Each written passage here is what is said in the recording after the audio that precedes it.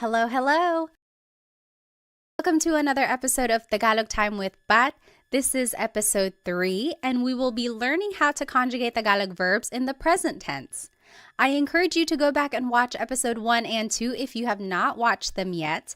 I have planned these episodes to kind of start from scratch. So if you don't know any Tagalog at all, start with episode 1 to learn about just the fundamentals of Tagalog, learning about basic phrases and everything like that. And then episode 2 will focus on how to use po so that you can be respectful when you're speaking to adults or to authority. And then now episode 3, this is more heavy on the grammar side so that we can start speaking more kind of simple sentences which you can use in a conversation. So let's go ahead and jump right in. In Tagalog, have you ever wanted to say something like, I am eating, she is sleeping, they are cooking? So basically anything in the present tense. If you've ever wanted to talk about what you are doing in this moment in time, or talk about what someone else is doing right now, this is a good episode to watch so that you can learn how to make these sentences to describe what you are doing currently. And this is our agenda for today. We will start by talking about verb conjugation in general. Then we will learn the Tagalog verb types. Then we will go into Tagalog pronouns so that we can start making simple sentences. And then we will learn the verb conjugation patterns and then practice them in some example questions. And then I will finish it off with a Taglish tip, which I think you will find very useful. So what is verb conjugation? First of all, a verb is an action word. So to run, to play, to jump, any kind of movement or action, that is a verb. And to conjugate means to change into a different form. So when we speak, we are constantly conjugating verbs depending on what we're trying to say. If we are talking about something that happened yesterday, we conjugate the verb in the past tense. If we are talking about what we will be doing tomorrow, we conjugate the verb in the future tense. So to conjugate just means to change into a different form. And I like to take the time to kind of explain what conjugate means because one time in a class, I had a student ask, what does conjugate mean? And here I was just throwing the word around thinking everyone knew what it meant. So I like to just kind of start at the basics and just explain what a verb is and what it means to conjugate it. Now, there are many different types of verb tenses. In English specifically, there's a whole bunch. The most common ones are the present tense, like what you're doing right now, past tense, what you did yesterday or last week, future tense, what you will be doing tomorrow or next month. Then in English, there are also lots of other tenses like the present perfect tense, like I have been to his house before. So that means like something happened in the past, but it's still kind of related to the present. Then there's the pluperfect tense. I had eaten lunch. So that's something that happened in the past. It's done. It happened at a specific moment in time. And then there are just so many more verb tenses out there, especially in English. But in today's class, we will focus on how to conjugate verbs in the present tense. Alrighty, so in Tagalog, there are 5 main types of verbs in Tagalog. Mag, ma, in, and e verbs. Now, what makes them different is that some verbs are actor-focused and some are object-focused and some are both. So what does that mean? An actor-focused verb means that the subject is doing the action. For example, the boy is playing. Here, the subject is the boy and he is doing the action. He is playing. Whereas in an object-focused verb, the action is being done to the subject. For example, wash the dishes. Here, the subject are the dishes, and they are being washed. So the action is being done to the subject. So that's the difference between an actor and an object-focused verb. And the difference between them will be important when we are determining the type of sentence that we're going to make. So we'll see that more in the examples later on. Alrighty, so speaking of subjects, let's learn some subject pronouns. Ako means I. Ka means you singular, so it's just you by yourself, one person. Siya means he or she. And I want to point out that siya is gender neutral. That means you have to listen for the context of the sentence to determine who that person is talking about. And also, take a look at the spelling. It looks like it should be pronounced siya, but it's actually pronounced siya, siya. There are some regions in the Philippines that might pronounce it siya, but for the most part, in the central Luzon, Tagalog-speaking areas, it's pronounced siya, siya. Next, sila is they. Tayo is we inclusive. Kami is we exclusive. So in Tagalog, it's interesting. There are two types of we. In English, we just say we, and then you have to kind of distinguish who you're talking about, like we who. So in Tagalog, if everyone is included, that's tayo. So you and me and everyone in the room, we are all eating, kumakain tayo. That's inclusive because everyone is doing the action. Whereas if it were me and my husband Chris, we are eating, that would be kumakain kami. That's exclusive because you're not included. I'm just kind of telling you about it. Kumakain kami, we are eating. And then lastly, kayo is you plural. So you all, that's you plural, kayo. Okay, now the simplest sentence structure is verb plus pronoun. If we take a look at the verb to cook, in Tagalog it's magluto. So if you want to say I am cooking, it's nagluluto ako. Or you could say nagluluto ka, you are cooking. Nagluluto siya, he or she is cooking. Nagluluto sila, they are cooking. Nagluluto tayo, we are cooking, inclusive. Again, that's you and me and everyone in the room. We are all cooking together. Everyone is included. Nagluluto tayo.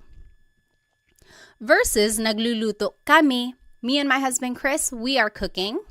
That's exclusive. And then nagluluto kayo, you all are cooking. Maybe you all as a class, nagluluto kayo.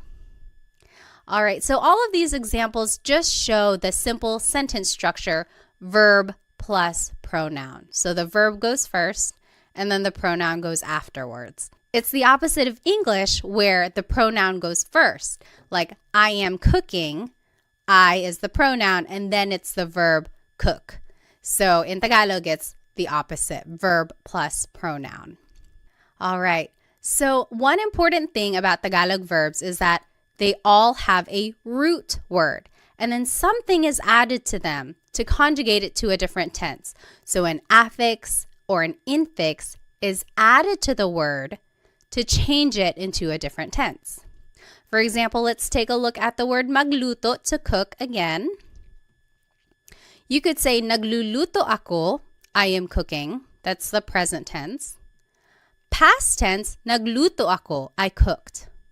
Future tense, magluluto ako, I will cook. So I underlined here all of the root words. So luto is the root word.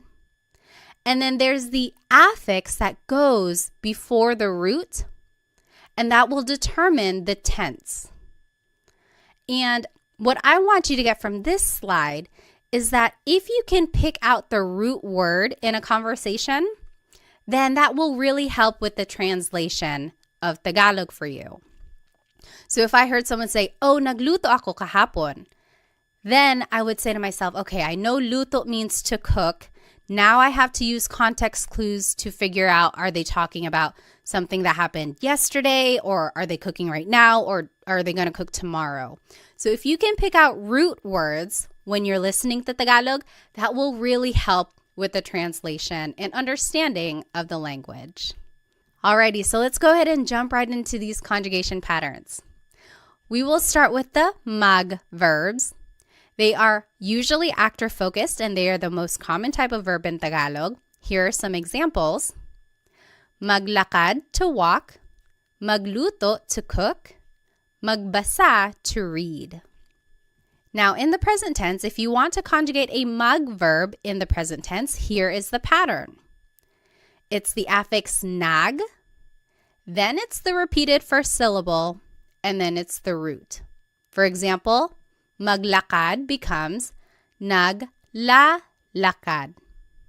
Here's the affix nag, then there's a repeated first syllable, and then the root. Naglalakad ako, I am walking. Naglalakad sila, they are walking. Alrighty, let's take a look at magluto, to cook. In the present tense, it becomes nagluluto. Here's the affix nag, then there's the repeated first syllable, and then the root. Nagluluto sila, they are cooking. Nagluluto. Lastly, magbasa, to read. It becomes nagbabasa. Here's the affix nag, then there's a repeated first syllable, and then the root. Nagbabasa ako, I am reading. So that is how you would conjugate a mag verb in the present tense. Let's take a look at ma verbs. They are very similar in their pattern. These are usually actor-focused, and here are some examples. Maligo, to shower. Matulog, to sleep. Manood, to watch. In the present tense, if you want to conjugate a ma verb, here's the pattern. Now the affix is na, then it's the repeated first syllable and then the root. So maligo, to shower, will be naliligo. Naliligo ako, I am taking a shower. Naliligo siya, he is taking a shower. You jot it down on your paper. What do you think matulog and manood will be in the present tense? And feel free to pause the video if you need. All right, matulog in the present tense, to sleep, is going to be natutulog. The affix is na, then there's a repeated first syllable, and then the root. Natutulog ako, I am sleeping. Natutulog. Manood, to watch, will be nanonood. Nanonood sila, they are watching. Affix is na, then there's the repeated first syllable, and then the root, nanonood. So mag and ma verbs have a very similar pattern. The only difference is that affix in the beginning. Now let's take a look at verbs. These can be actor or object focused, depending on the context. And here are some examples. Kain is to eat. Takbo is to run. Tawa is to laugh. Now you might be wondering, why are these verbs? Doesn't appear in the word at all. It's because is the infix that goes into the word when you are conjugating it. So in the present tense, to conjugate an verb, the infix goes between the first and second letter, and then it's the root at the end. So for example, kain, to eat, becomes kumakain. Goes between the first and second letter, and then you add the root at the end. Kumakain ako, I am eating. Kumakain ako. Next, takbo means to run. In the present tense, it would be tumatakbo. Tumatakbo siya, he is running. Goes between the first and second letter, and then it's the root at the end. Tumatakbo. You jot it down. What do you think tawa will be in the present tense? And just use the pattern we learned. In the present tense, tawa, to laugh, will be tumatawa. Goes between the first and second letter, and then the root goes at the end. Tumatawa sila, they are laughing. Tumatawa. Alrighty, now let's move on to verbs. These are also object focused. And here are some examples. Gamit means to use. Walis means to sweep. It has a very similar pattern to verbs. The only difference now is that the infix in goes between the first and second letter, and then it's the root. So gamit, to use, in the present tense becomes ginagamit. In goes between the first and second letter, and then it's the root. Ginagamit ko. I am using something. Ginagamit. What do you think walis will be in the present tense? Remember to just use the pattern and plug everything in. Walis in the present tense is winawalis. So in just goes between the first and second letter, and then the root goes at the end. Winawalis ko yung sahig. I am sweeping the floor. Winawalis. Lastly, e-verbs. These are object focused. Some examples are isara, to close, ibigay, to give, itago, to hide. And now the pattern is the infix in goes between the second and third letter, and then it's the root. So isara, to close, becomes isinasara. Isinasara. So in goes between the second and third letter, and then the root goes at the end. Isinasara ko yung pinto. I am closing the door. You jot it down. What do you think ibigay and itago will be in the present tense? In the present tense, ibigay, to give, will be ibinibigay. Ibinibigay. In just goes between the second and third letter, and then it's the root at the end. Ibinibigay. So, ibinibigay ko, I am giving something to someone. Lastly, itago, to hide, in the present tense will be itinatago. Itinatago. The in just goes between the second and third letter, and then the root goes at the end. Itinatago. All right, so those are the conjugation patterns for the 5 different types of verbs in Tagalog. So as you can see, there are some similarities among the patterns. You just kind of have to figure out what type of verb it is and then go from there. So I always get asked, how are verbs categorized? Why are some verbs mag, some are ma, some are some are in, some are e? And I've looked it up, and honestly, I have not found a consistent answer for that question. I think it goes back to baybayin, the ancient Philippine script. And back in the day, all of these verbs were just organized into these categories, and it was passed down throughout the years. And as Tagalog has evolved over time, all of these verbs have just been accepted into these categories. Unfortunately, there is no rhyme or reason that I know of to explain why magluto is a mag verb, whereas matulog is a ma verb. I'm not quite sure why they were organized like that. But my biggest tip is to really listen when a native Tagalog speaker is conjugating these verbs, and then make a note of that so that you can conjugate it that way in the future. So it's just a matter of acquiring more vocabulary and then using the verbs in those ways in the future. Now, if anyone does know the answer to that, like why are verbs organized in these groups, please let me know because I would love to share it. I have not been able to find a consistent answer to explain why they are the way they are. All right, so now let's go ahead and practice. I'm going to go ahead and turn my video off so that I can use the whole screen. All right, so in this top left corner are the verb patterns that we just learned. Under that are the subject pronouns we learned. Ako is I, ka is you, siya is he or she, sila is they, tayo is we, inclusive, kami is we, exclusive, kayo is you, plural.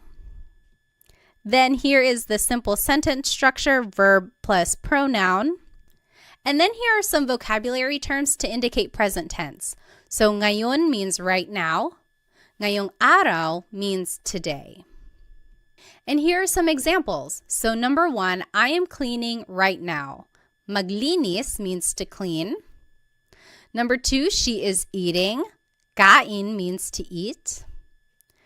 Number 3, you all are cooking. Magluto means to cook.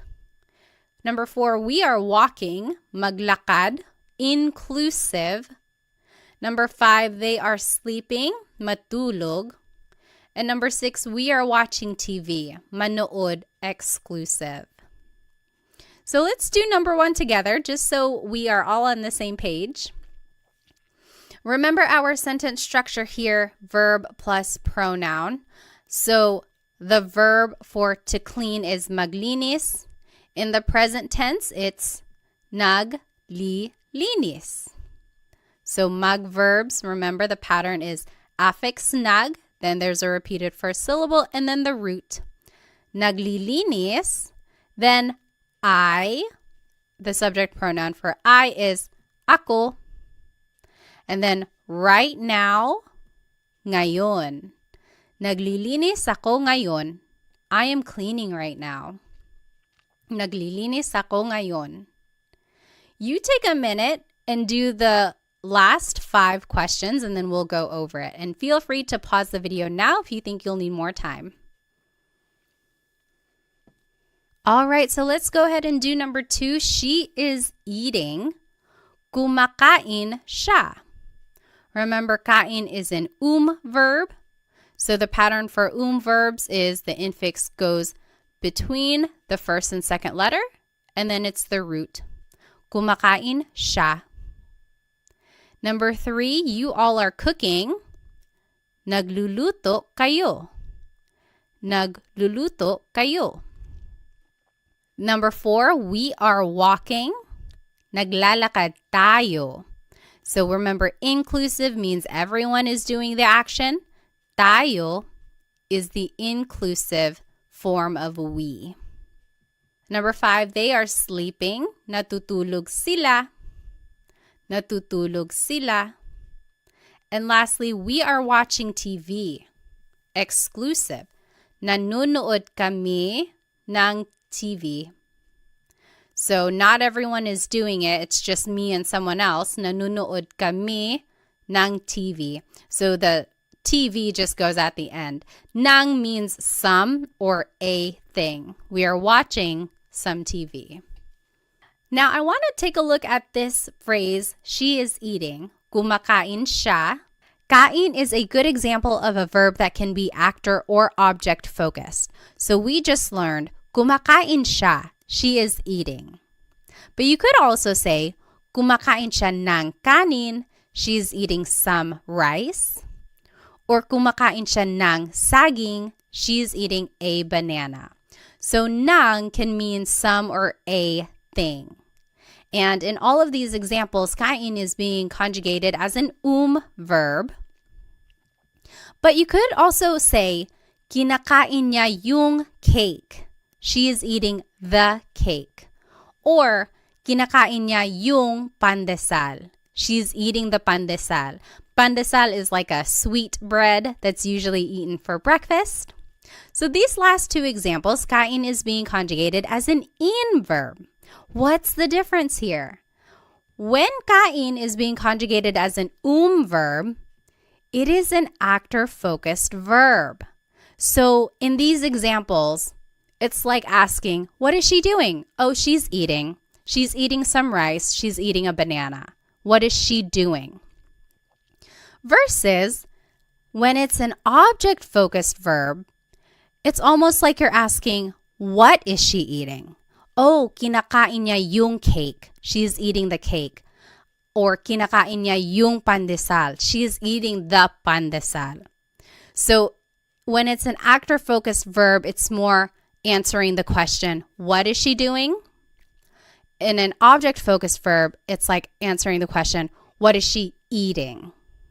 So there you can kind of see the shift in the focus of the sentence. Is it more focused on what the subject is doing or focused on what the subject is eating? So I think that's very interesting how the verbs can take on a different kind of focus depending on the context of your sentence. All right, so let's go back to the examples we just did. If you look closely, you'll notice that all of these examples are mag, ma, or verbs. That is because they are all actor-focused, meaning you can use a subject pronoun like we were using. However, if you want to use an in or verb, now you have to actually use a possessive pronoun. And the idea here is that For in or e verbs, since the object is the focus of the sentence, it's almost like you are in possession of that object, so you have to use these possessive pronouns. So let's take a look down here in the bottom left corner. Here are possessive pronouns. Ko means my or I. Mo means your or you singular. Niya means her or his, he or she. Nila means their or they. Natin means our or we inclusive. Namin means our or we exclusive. Ninyo means your or you plural. So you might be wondering, how can it mean my or I, your or you? Because you can use these pronouns in different ways. So you could say like, bahay ko, my house, or bahay mo, your house. So when you're attaching it to an object, it takes on the possessive quality of like my or your or his or her. But when you're using it in a sentence with an object-focused verb, then it takes on the translation of I, you, he or she. So now this is the sentence structure we will be using when we use an in or e verb. Verb plus pronoun, like we were just doing. Then it's the word yung. And then it's the noun. A very similar word is ang, A-N-G. That also means the. However, yung is specific. It's like that thing. So for our purposes, let's just use yung because it's a little bit more specific to the examples we will be going over. And then again, here are some vocab words to indicate present tense. Ngayon means right now. Ngayong araw means today. And here are some examples. I am using the car, and I gave you some vocabulary words. Gamit means to use. Coche is car. Number 2, he is closing the door. Isara means to close. Pinto means door. Number 3, you all are sweeping the floor. Walis means to sweep. Sahig means floor. Number 4, they are hiding the toys. Itago means to hide. Mga laruan means toys. So this is interesting. If you want to make a noun plural, you have to add the word mga in front of it. It's not like in English where you just add an S at the end. To make a noun plural, you have to add this word mga. So let's do the first one together. Just so we're on the same page, keep an eye on your new sentence structure here, verb plus pronoun, then yung, then the noun. So I am using the car. Gamit is to use. In the present tense, it's ginagamit. Remember, the in just goes between the first and second letter, and then it's the root. Ginagamit, and then the pronoun I in the possessive pronoun is ko. And then yung car is coche. Ginagamit ko yung coche. I am using the car. Ginagamit ko yung coche. So as you can see, we just kind of plugged everything into this sentence structure. And then we also used the pattern that we learned for these different types of verbs. So go ahead and take a minute. You do the last 3 examples and then we'll go over it. Feel free to pause the video if you need. All right, let's do number 2. He is closing the door. Isinasara niya yung pinto. Isinasara niya yung pinto. So the pattern for e verbs, the in just goes between the second and third letter, and then it's the root. He, as a possessive pronoun, is niya. Yung pinto, the door. Number 3, you all are sweeping the floor. Winawalis nyo yung sahig. Winawalis nyo yung sahig. And then lastly, they are hiding the toys. Itinatago nila yung mga laruan. Itinatago nila yung mga laruan. So it really is just a matter of plugging everything into the sentence structure and then using the patterns that we learned for these different verbs. And the trickiest part really is trying to remember that for actor-focused verbs like magma and verbs, you can use subject pronouns. But then for in and e verbs, you have to use possessive pronouns. And again, it's because it's almost like you or the subject are in possession of that object. Alrighty, so let's take a look at this verb walis. This is another example of where it can be an actor or object-focused verb. We learned, winawalis ko yung sahig. I am sweeping the floor. That's an in verb. The focus is on the object, sahig. What are you sweeping? I'm sweeping the floor. Winawalis ko yung sahig. But you could also say, nagwawalis ako. I am sweeping. Now the focus is on me, the subject. I am sweeping. What are you doing? I'm sweeping. So here, when it's an in verb, it's an object-focused sentence. Versus when it's a mag verb, it's an actor-focused sentence. So very interesting there. Alrighty, let's finish it off with this Taglish tip. Taglish is Tagalog and English together. And I am a big supporter of using Taglish. There are people out there who might say, oh, don't use Taglish. That's a bad way to learn a new language. On the contrary, I think it's a great way to learn a language because you can use it as a stepping stone while you get more vocabulary. So you don't want to rely on Taglish forever. The idea is that hopefully over time you can get more vocabulary and learn how to say the whole phrase in Tagalog. But in the meantime, let's learn this Taglish tip, and I think you can use it every day. So let's take a look at these examples. I am driving. She is swimming. They are jumping. We didn't learn how to say to drive, to swim, or to jump. We didn't learn those verbs. But you could always turn them into a mug verb. So mug plus the English verb. And then you could just conjugate it in the present tense using the pattern we learned. Affix is nag. Then there's a repeated first syllable and then the root. And then use the subject pronouns like we learned. So what if for number one, I said, I am driving, and I told you to use the verb mug drive. Now you could conjugate it as nagdadrive ako. So you see there's the affix nag. Then there's a repeated syllable, more like a repeated sound. And then there's the root. Nagdadrive ako. I am driving. Nagdadrive ako. I know it's kind of funny. It's like, is this even allowed? But honestly, I hear this phrase a lot. It's like, oh, sorry, I can't pick up the phone right now. Nagdadrive ako. I am driving right now. Next, she is swimming. What if I told you to use the verb mag-swim? How would you say that in Taglish? In Taglish, you could say, nagsiswim siya. So the affix is nag, then there's the repeated first syllable, and then the root. Nagsiswim siya. Lastly, they are jumping.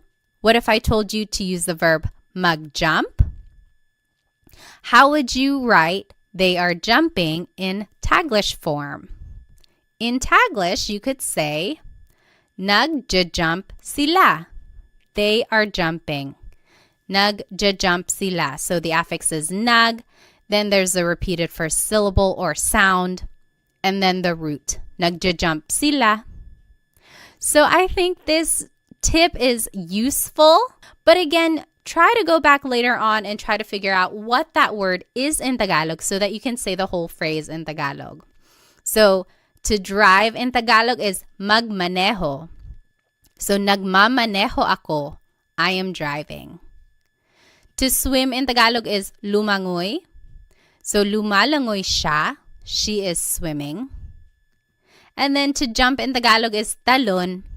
Tumatalon sila. They are jumping. So try using Taglish whenever you can because I think it's a great way to practice using the sentence structure. You also get to practice using the different pronouns, and also it's a way to practice the conjugation patterns that we learned. And then also, of course, it's a good way to gain vocabulary when you go back and look up what these words actually are in Tagalog. Alrighty, so here's just a quick recap of everything we learned today. We went over a lot of information. First, we talked about what it means to conjugate a verb. Then we talked about the 5 different types of Tagalog verbs, mag, ma, in, and e verbs. Then we talked about different Tagalog pronouns, so subject pronouns for actor-focused verbs, and then possessive pronouns for object-focused verbs. Then we learned the different conjugation patterns for all of these verbs and even did some practice questions. And then we finished it off with a Taglish tip, which I hope you can start using in a conversation. I encourage you to go back and rewatch this video if you would like, because I know it'll take some time to kind of learn and understand the different patterns and how they are used throughout a conversation. Maybe go back and try doing the practice questions again. And then, of course, try using the Taglish tip that I taught you so that you can start using a little bit of Tagalog every day. And if you would like some more Tagalog resources, please find me on Instagram, TikTok, and Facebook. I post shorter videos throughout the week that will help you learn Tagalog on the go. Also, check out my Stan store because sometimes I have group classes going or other resources on there that might be helpful to you. Lastly, feel free to check out my Amazon storefront because I have a whole list of Tagalog learning books that I think are very useful. There are some in there that are very comprehensive with some practice quizzes and assessments, and then there are some that are quick and easy reads that will help you learn Tagalog very quickly. So feel free to check out those other resources that I put together for you.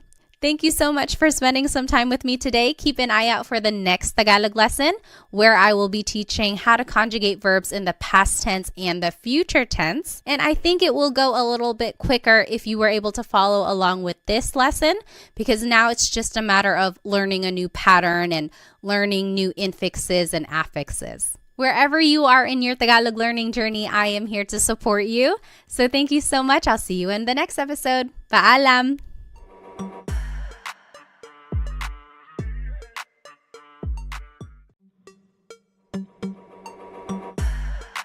Hello, everybody. Welcome to another episode of Tagalog Time with Pat. This is episode 4, and today we're going to be learning how to conjugate verbs in the past and future tense. So this is actually a continuation of episode 3, where we learned how to conjugate verbs in the present tense. So I highly encourage you to go back and watch episode 3, where I go over what it means to even conjugate a verb, just giving an overview of Tagalog verb types and everything like that. And then also some practice and conjugation patterns on how to conjugate verbs in the present tense. So since this is kind of a continuation, I encourage you to go back and watch episode 3 if you have not watched it yet, because we will be building upon those ideas that we have already learned so far. Okay, so in Tagalog, have you ever wanted to say something like, I ate something earlier today, or she slept early? So anything in the past tense. Or have you ever wanted to say something like they will cook something, or we will use something? So things in the future tense. If you've ever wanted to say things about the past or the future, this is the episode for you. So here's the agenda for today's lesson. We will do a quick review of the Tagalog verb types. Then we will talk about Tagalog pronouns so that we can make simple sentences. And then we will review very briefly the present tense conjugation of verbs. Then we'll jump right into the past tense conjugation patterns and then the future tense conjugation patterns, and then some practice questions throughout as well. And then we'll finish off with a Taglish tip, which I think you will find very useful. Alrighty, so there are 5 main Tagalog verb types in Tagalog: mag, ma, in, and e verbs. And what makes them different is that some are actor-focused, like mag, ma, and and then some of these verbs are object-focused, like in, and e. So you can see that the verbs, some of them can be actor or object-focused, depending on the context of the sentence. And again, in lesson 3, I go over which types of verbs can be actor or object focused. So that's a really good episode to watch. Okay, so what does it mean to be an actor or an object focused verb? Well, an actor focused verb means that the subject is doing the action. For example, the boy is playing. Here, the subject is the boy, and he is doing the action. He is playing. So the focus here is on the subject. Whereas for an object-focused verb, the action is being done to the subject. For example, wash the dishes. Here, the subject is the dishes, and something is being done to them. They are going to be washed. So here the focus is more on the object, which is the dishes, versus when the focus is on a subject like a person or the actor. And then let's just review some subject pronouns. Ako is I. Ka is you singular. Siya is he or she. Again, this is gender neutral. You have to listen to the context of the sentence to figure out who someone is talking about. And again, just to point out the pronunciation, it looks like it should be pronounced siya, but it's usually pronounced siya, siya. Sila is they. Tayo is we inclusive. Kami is we exclusive. We'll go back to that. Kayo is you plural. So you all as a class, kayo. So now let's go back to the two different types of we here. So tayo is all of us together. You and me and the whole class, we are all doing the action. So kumakain tayo. We are all eating. Kumakain tayo. So it's inclusive because everyone is doing the action. Versus kami means me and someone else. So me and my husband Chris, we are eating. Kumakain kami. We are eating. You're not doing the action. I'm just telling you about it. So maybe you're calling me and I'm like, oh, kumakain kami. We are eating. So that's exclusive. So the simplest sentence structure in Tagalog is verb plus pronoun. It's the opposite of English where the pronoun goes first. I am running. I am eating. So there the pronoun I goes first. But in Tagalog, it's the opposite. The verb goes first. So for example, let's take a look at the verb to cook, which is magluto. Using the subject pronouns we just learned, here are some simple sentences. Nagluluto ako. I am cooking. Nagluluto ako. Nagluluto ka. You are cooking. Nagluluto siya. He or she is cooking. Nagluluto sila. They are cooking. Nagluluto tayo. We are all cooking together. So remember, that's inclusive. We're all doing it. Nagluluto kami. We are cooking. So me and my husband Chris, nagluluto kami. That's exclusive. And then nagluluto kayo. You all are cooking. Maybe you all as a class, you all are cooking. So this is a good slide to know just because it shows how you can put the verb and the pronoun together, and then it shows how the different subject pronouns are used. Okay, so now just a review that all Tagalog verbs have a root, and then something is added to them, whether it's an affix at the beginning, maybe an infix in the middle, or even a suffix at the end, which we will see today. So something is added to the root to conjugate it to a different tense. So for example, the word magluto, to cook. In the present tense, it's nagluluto ako. I am cooking. Nagluluto ako. In the past tense, nagluto ako. I cooked. Nagluto. In the future tense, magluluto ako. I will cook. Magluluto. And I've underlined and bolded the root here. So luto, that's the root word of to cook. And then an affix is usually added to indicate the different tense. So you can see the different affixes there. And what I want you to get from this slide is that if you can pick out the root word in a conversation, then that's kind of half of the battle, right? Try to pick out root words that you can recognize and then use context clues to determine what is actually being said. So if I heard someone say, oh, nagluluto ako ngayon, then I would say, okay, I know luto means cook. Are they saying that they're cooking right now, or did they cook something yesterday, or will they be cooking tomorrow? So just kind of try to pick out the root words that you know and then kind of go from there for the translation of Tagalog. Okay, so all of that was a review from Lesson 3. Let's jump into the new material now of Lesson 4, the past tense conjugation patterns. So let's start with the mag verbs. These are usually actor-focused, and they are the most common type of verb in Tagalog. Some examples are maglakad, to walk, magluto, to cook, magbasa, to read.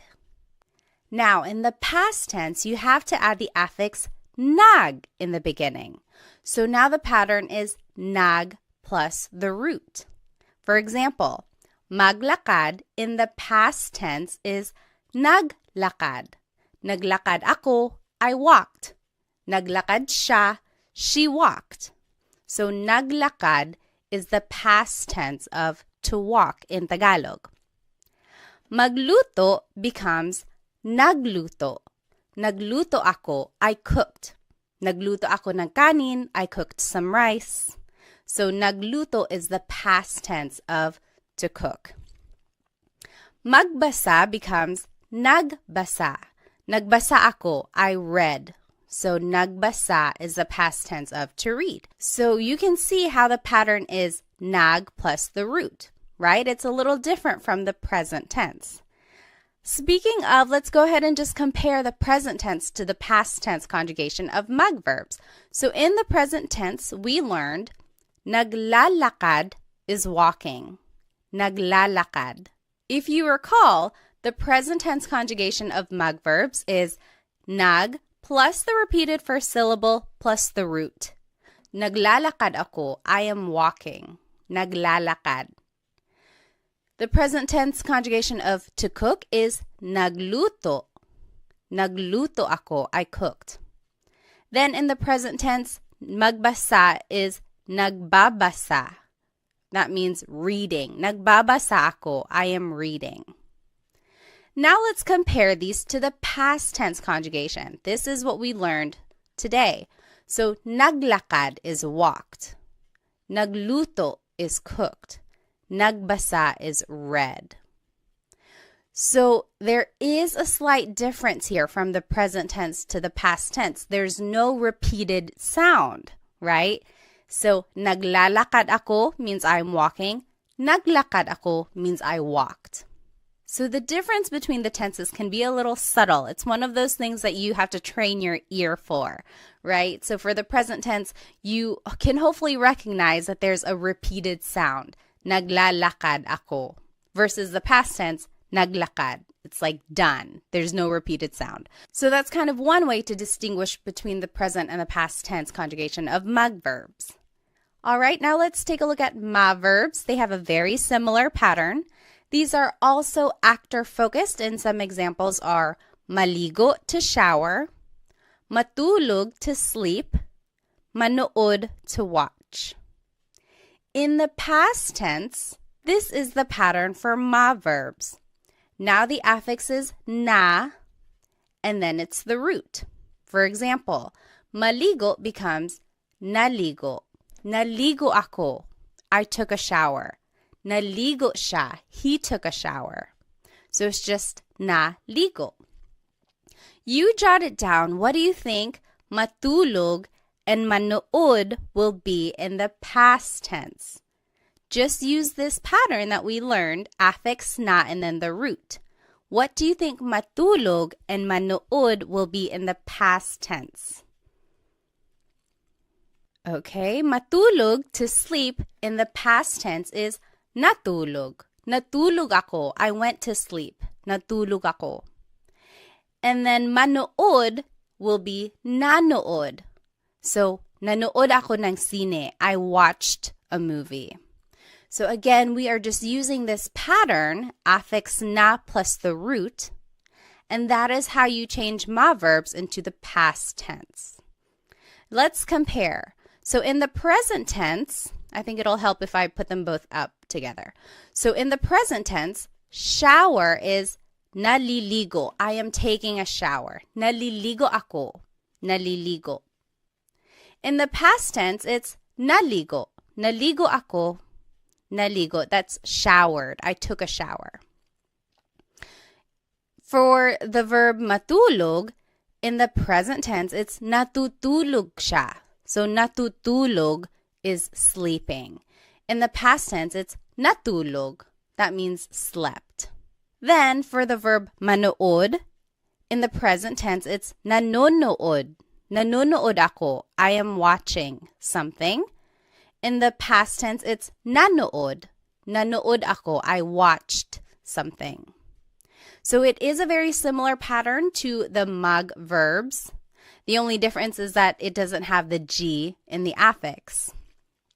But you can see here in the present tense, there is that repeated syllable, whereas in the past tense, there is no repeated syllable. It's just the affix, then the root. All right, so now let's take a look at verbs. These can be actor or object focused depending on the context, and here are some examples. Kain means to eat, takbo means to run, tawa means to laugh. And again, you might be wondering, why are these verbs? There is no in there. Is the infix that is put into the word to conjugate it in the present tense. But in the past tense, this is the pattern. So goes after the first letter when you're using it in the past. For example, kain, to eat, becomes kumain. Kumain ako, I ate. Kumain. Takbo becomes tumakbo. Tumakbo siya. He ran. Tumakbo. So again, the infix just goes after the first letter. Tumakbo. You give it a try. What do you think tawa, to laugh, will be in the past tense? Just use that pattern that we learned. Tawa in the past tense becomes tumawa. Tumawa sila. They laughed. Tumawa. So again, we are just adding the infix after the first letter. So now let's compare. In the present tense, kain is kumakain. Kumakain ako, I am eating. Kumakain ako. In the past tense, it's kumain. Kumain ako, I ate. Kumain. For the word takbo, in the present tense, it's tumatakbo. That means running. Tumatakbo siya. He is running. In the past tense, it's tumakbo. He ran. Tumakbo. Then for the word tawa, which means to laugh, in the present tense, it's tumatawa. Tumatawa sila. They are laughing. Tumatawa. In the past tense, it's tumawa. Tumawa sila. They laughed. Tumawa. Again, if you need to review the present tense conjugation patterns for verbs, be sure to watch lesson 3 because I go over all of that and there are practice questions as well. All right, so let's take a look at verbs. These are usually object focused, and here are some examples. Gamit means to use. Walis means to sweep. In the past tense, the infix goes after the first letter. So gamit, to use, in the past tense is ginamit. Ginamit ko, I used something. Ginamit. So you can see just goes after the first letter. You jot it down. What do you think walis, to sweep, will be in the past tense? Walis in the past tense will be winalis. Winalis ko yung sahig. I swept the floor. Winalis. So let's compare. In the present tense, using is ginagamit. Ginagamit ko. I am using something. Past tense, ginamit. That means I used something. Ginamit ko. In the present tense, to sweep is winawalis. That means sweeping, winawalis. In the past tense, it's winalis. Winalis ko yung sahig. I swept the floor. So it looks like for the most part, when a verb is conjugated in the past tense, the conjugation is usually shorter. There's not a repeated syllable, there's no repeated sound or anything like that. So that's kind of one way to recognize if something is being conjugated in the past. Usually it's a shorter word. All right, so now lastly, let's take a look at verbs. These are usually object focused, and here are some examples. Isara means to close. Ibigay means to give. Itago means to hide. In the past tense, the infix goes after the second letter for verbs. So let's take a look at the word isara, which means to close. In the past tense, it becomes isinara. Isinara ko yung pinto. The in goes after the second letter. Isinara. Next, the word ibigay, which means to give, becomes ibinigay. Ibinigay ko yung regalo. I gave the gift. Ibinigay. Alrighty, you give it a try. What do you think itago, to hide, will be in the past tense? Remember to just use this pattern that we learned. Itago in the past tense becomes itinago. The in just goes after the second letter. Itinago ko, I hid something. Itinago. Now let's compare. In the present tense, isara is isinasara, closing, isinasara. In the past tense, it's isinara, closed, isinara. In the present tense, ibigay becomes ibinibigay. Ibinibigay, that means giving. In the past tense, it's ibinigay, gave, ibinigay. Lastly, itago, which means to hide, in the present tense is itinatago. That means hiding, itinatago. In the past tense, it's itinago, hid, itinago. So those are all of the past tense conjugation patterns for the different types of verbs in Tagalog. I will go ahead and turn off my screen so that we can do some practice questions.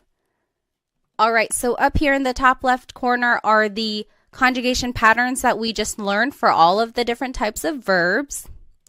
Then here are some subject pronouns that we learned. And then the sentence structure is verb plus pronoun, and then the time goes at the end. And then here are some vocabulary terms to indicate past tense. So kahapon is yesterday, kahapon. Kanina is earlier, kanina.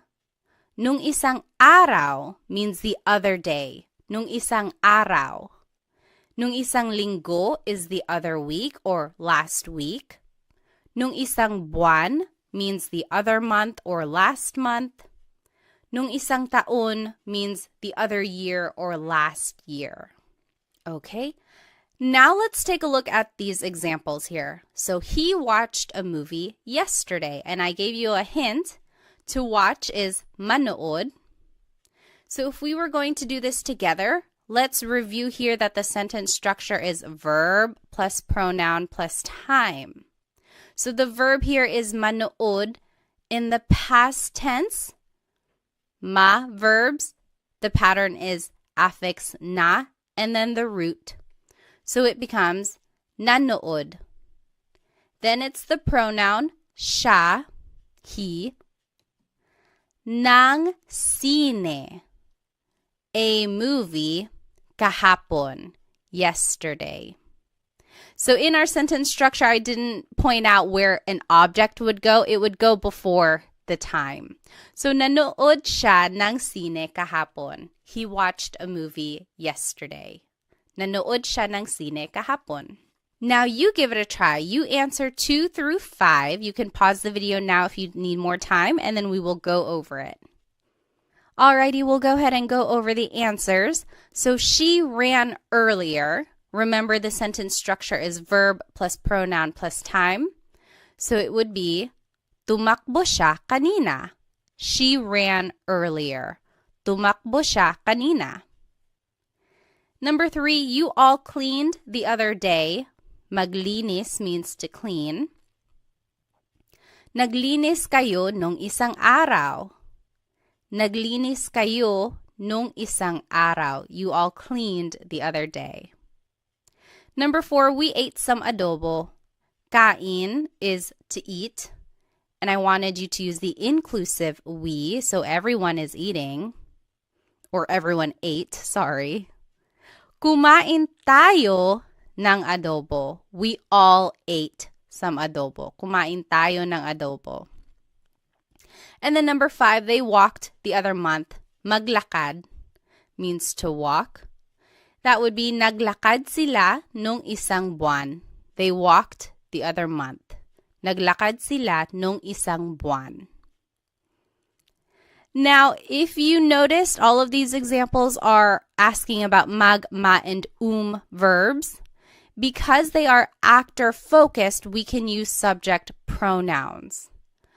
But if you wanted to use an in or e verb, you actually have to use a possessive pronoun. Remember, for an object-focused verb, the subject here is an object, so we have to use a possessive pronoun because it's almost like the person possesses that object that is in focus. Okay, so that's kind of why we have to use a possessive pronoun. And then the sentence structure now would be verb plus pronoun plus the word yung, which means the. Sometimes it can be ang. They are interchangeable usually. Then it's the noun and then time. And then again, down here in the bottom left corner are the vocab terms to indicate past tense. And let's take a look at some examples. So number 1, I used the car the other week, and I gave you some hints. Gamit means to use. Coche means car. So let's do this one together. So the sentence structure is verb plus pronoun. So it would be ginamit. That is the past tense conjugation of gamit. Remember, for in verbs, the infix in goes after the first letter. So ginamit. Then it's the pronoun ko, which is the possessive pronoun I. Then it's the word yung, which means the. Coche nung isang linggo. So, ginamit ko yung coche nung isang linggo. I used the car the other week. Go ahead and try 2, 3, and 4. You can pause the video now if you need more time. And remember to just plug in all of the words into this sentence structure. Remember to use the patterns that we learned, and also remember to use possessive pronouns because we are using an object-focused verb now. Okay, go ahead and do these examples and we'll go over it in just a bit. All right, let's go ahead and start with number 2. He closed the door earlier. Isara means to close. Pinto means door. This would be, isinara niya yung pinto kanina. Isinara niya yung pinto kanina. He closed the door earlier. So again, remember for e verbs, the in just goes after the second letter. Then it's the pronoun niya, which is he or she in the possessive pronouns. Then it's the word yung, which means the. Then it's the noun pinto, which means door. Earlier is kanina. So we are just plugging all of the words into the sentence structure and then using the conjugation patterns that we learned. Okay, number 3, you all swept the floor yesterday. Walis means to sweep, sahig means floor. Winalis ninyo yung sahig kahapon. Winalis ninyo yung sahig kahapon. You all swept the floor yesterday. And lastly, they hid the toys the other month. Itago means to hide. Mga laruan means toys. And to make a noun plural, you have to add this word mga. So mga laruan means toys. It's not like in English where we can just add an S. You actually have to add this word mga. In Tagalog, this would be, itinago nila yung mga laruan nung isang buwan. Itinago nila yung mga laruan nung isang buwan. They hid the toys the other month. All right, so these are just some examples of how to use the past tense conjugation patterns that we learned and how you can plug in all the vocabulary that you learned into this simple sentence structure. Alrighty, now let's go ahead and jump right into the future tense conjugation patterns of these verbs. Let's start with mag verbs. Again, our mag verbs are maglakad to walk, magluto to cook, magbasa to read. Now in the future tense, this is the pattern. Now it's the affix mag, then there's a repeated first syllable, and then the root. So in the future tense, if you wanted to say will walk, maglakad becomes maglalakad. So it's the affix mag, then there's a repeated first syllable, and then it's the root, lakad.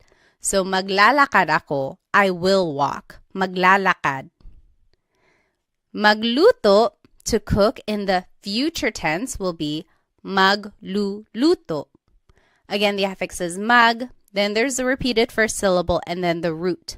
Magluluto sila, they will cook.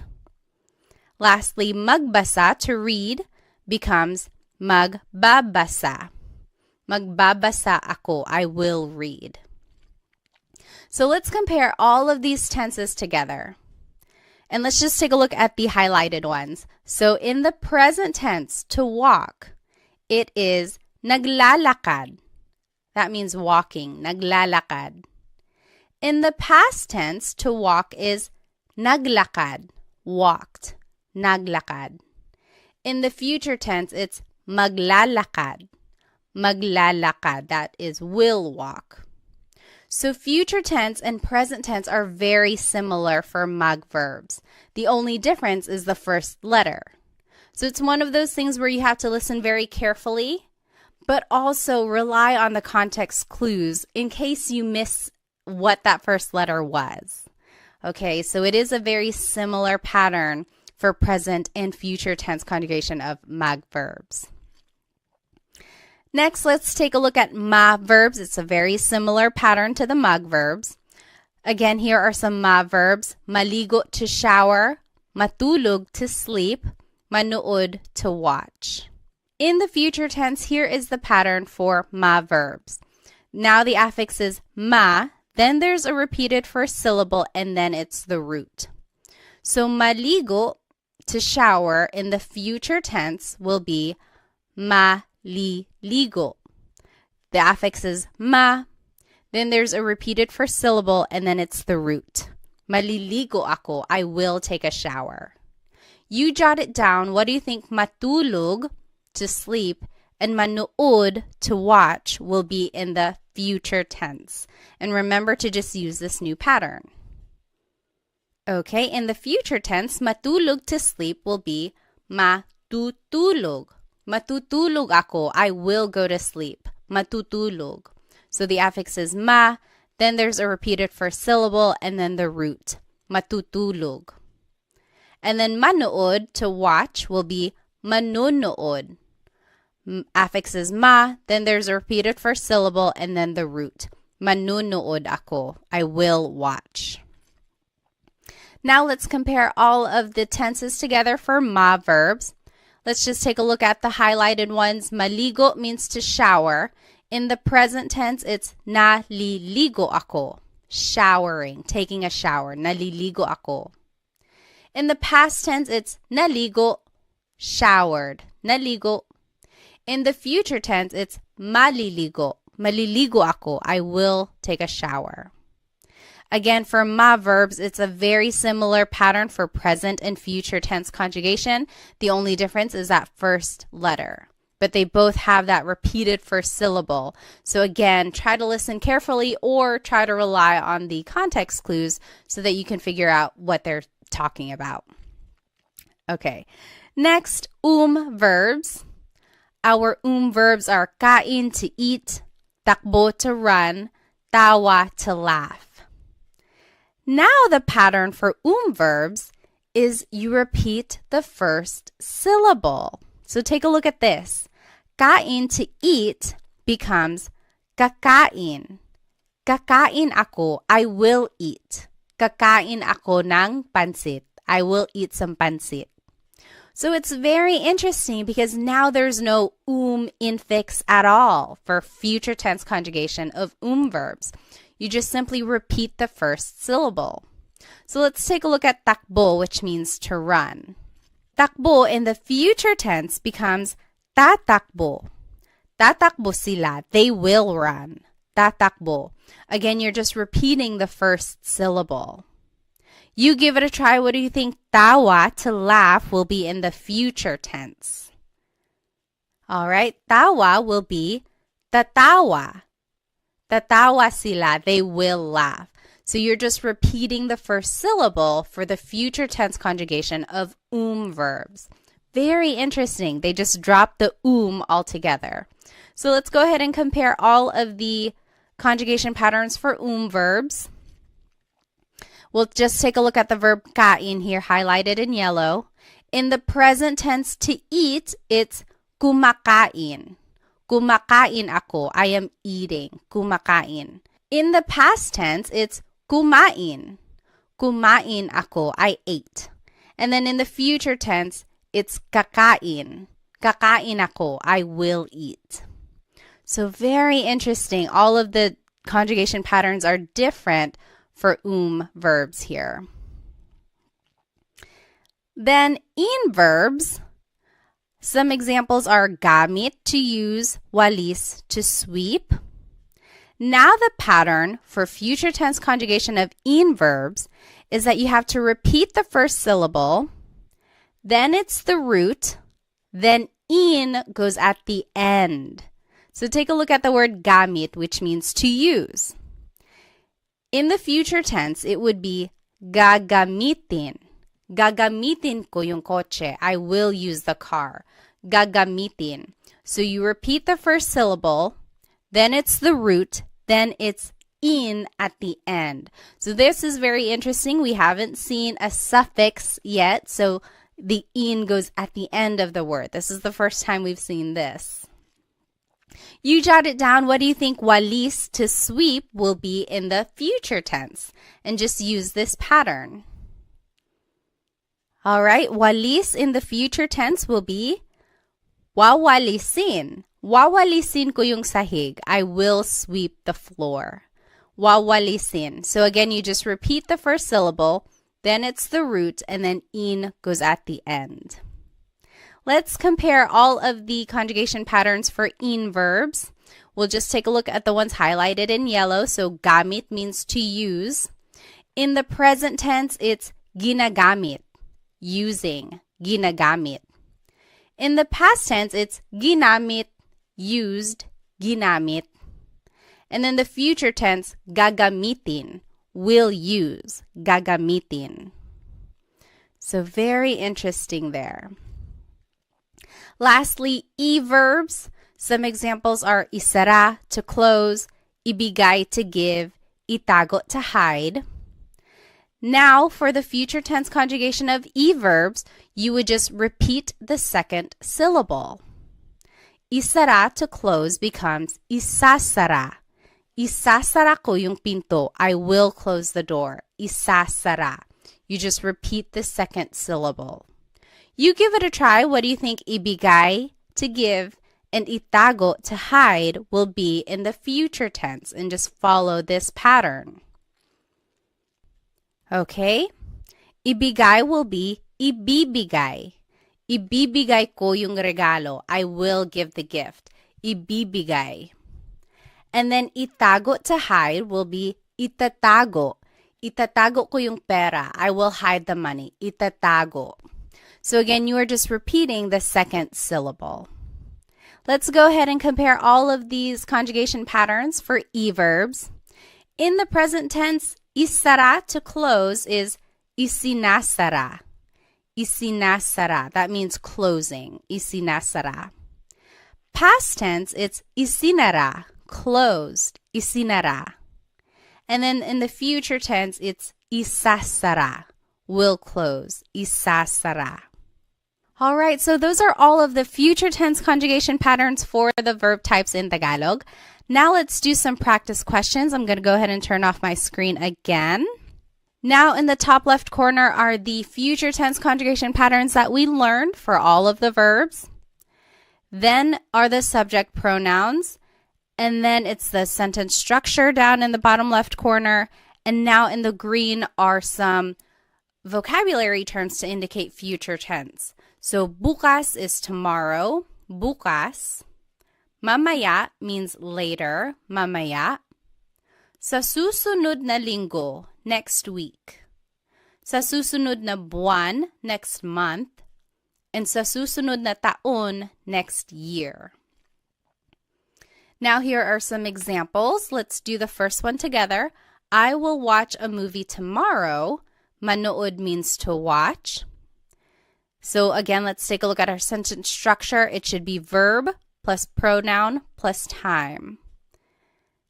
Manonood is the future tense conjugation of manood. Manonood ako means I. Ng sine bukas means tomorrow. Manunood ako ng sine bukas. I will watch a movie tomorrow. Again, if you're going to add an object, it would just go right before time. So you give it a try. You can pause the video now if you need. You do numbers 2 through 5 and we'll go over them in just a bit. All right, let's start with number 2. They will run later. Takbo means to run. Tatakbo sila mamaya. Tatakbo sila mamaya. Number 3, we exclusive will clean next week. Maglinis means to clean. Maglilinis kami sa susunod na linggo. Maglilinis kami sa susunod na linggo. We will clean next week. Number 4, you singular will eat pansit later. Kain means to eat. Kakain ka ng pansit mamaya. Kakain ka ng pansit mamaya. And then lastly, she will walk next month. Maglakad. Maglalakad siya sa susunod na buwan. Maglalakad siya sa susunod na buwan. All right. Again, these examples focus on the mag, ma, and verbs. Since they are actor-focused, we can use subject pronouns. But if we want to use in or e verbs, we actually have to use possessive pronouns. Remember, when we are using object-focused verbs, we have to use a possessive pronoun because it's almost like the subject or the person is in possession of that object. And the sentence structure is verb plus pronoun plus the word yung, which means the. Then it's the noun, then it's time. And again, the box in green has the vocabulary terms to indicate future tense. And now let's do these examples. Let's start with number 1. We, exclusive, will use the car later. Gamit means to use. Kotse means car. So let's take a look at the sentence structure. The verb should come first. So the future tense conjugation of gamit, let's take a look at in verbs. Repeat the first syllable, then it's the root, then you add in at the end. So it would be gagamitin. Gagamitin, then it's we exclusive, namin, yung kotse mamaya. Gagamitin namin yung kotse mamaya. You give it a try. You can pause the video now. You try 2, 3, and 4. Just plug in the vocabulary into the sentence structure and then use the conjugation patterns for in and e verbs. Go ahead and do that and we'll check it in just a bit. Alrighty, let's go ahead and do number 2. He will close the store next week. Isara means to close. Tindahan means store. Isasara niya yung tindahan sa susunod na taon. Isasara niya yung tindahan sa susunod na taon. He will close the store next week. Number 3, you all will sweep the floor tomorrow. Walis means to sweep. Sahig means floor. Wawalisin ninyo yung sahig bukas. Wawalisin ninyo yung sahig bukas. You all will sweep the floor tomorrow. And lastly, number 4, they will hide the toys next month. Itago means to hide. Mga laruan means toys. Itatago nila yung mga laruan sa susunod na buwan. Itatago nila yung mga laruan sa susunod na buwan. So these are just some examples on how to use the future tense conjugation of these verbs. And it gives a good practice on how to use this sentence structure where the verb comes first, then it's the pronoun, and then sometimes an object, and then the time goes at the end. So hopefully you can recognize this pattern when you hear native Tagalog speakers speaking Tagalog. Now I want to finish off our lesson with a quick Taglish tip. And Taglish is Tagalog and English put together. I am a big supporter of using Taglish. I think it's a great stepping stone for learning new vocabulary, especially while you are learning a new language. It's not very attainable to try and speak a language fluently right away, and no one is making you do that, okay? So take your time, try to use as much Tagalog as you can, even if that means having to use Taglish or Tagalog and English put together in a sentence. So let's take a look at these examples. I drove yesterday. She will swim later. They jumped earlier. We didn't learn these verbs. We didn't learn to drive. We also didn't learn to swim or to jump. But you can always turn them into a mug verb. So that means mug plus the English verb. Then conjugate it like you would in the past or the future as a mug verb. And then you can use subject pronouns in your sentence. So let's take a look at number 1, I drove yesterday. What if I told you to use mug drive? Now conjugate it in the past tense because it's drove. I drove yesterday. It would be nag-drive. Nag-drive ako kahapon. I drove yesterday. Nag-drive ako kahapon. So see, we are just using the pattern that we've already learned and using this mug plus an English verb. So go ahead and try number 2 and 3. You can use mug swim and mug jump. And then we'll go over it in just a second. Alrighty, for number 2, she will swim later. If I told you to use mug swim, it would be magsiswim siya mamaya. Magsiswim siya mamaya. So again, for the future tense conjugation of a mug verb, it's mug plus the repeated first syllable plus the root. Magsiswim siya mamaya. She will swim later. Lastly, they jumped earlier. If I told you to use mug jump, it would be nagjump sila kanina. The affix is nag, then it's the root for a past tense conjugation of mug verbs. So nagjump sila kanina.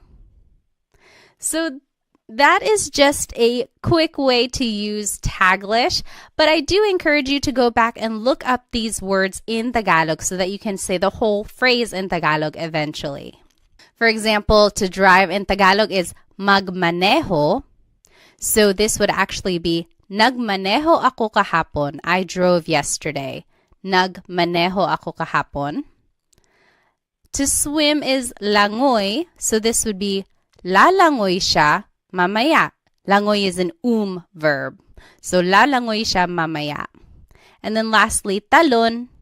Talon means to jump. So tumalon sila kanina. It's also an verb. So those are just some ways to use Taglish in a conversation. Now, you don't want to rely on Taglish forever. The goal is to hopefully get fluent in Tagalog. So look up words that you don't know so that you can say the whole phrase in Tagalog eventually. Alrighty, well, we learned so much in today's lesson. Here's just a quick recap. We reviewed the different types of Tagalog verbs and the pronouns that we can use in a simple sentence. Then we reviewed the present tense conjugation of these verbs and then jumped right into the past and future tense patterns. Then we did some practice questions and then finished off with a Taglish tip, which I hope you can start using in your everyday conversations. Again, I strongly encourage you to watch lessons 3 and 4 together because they build on each other. Be sure to take detailed notes so that you can keep all of these conjugation patterns straight.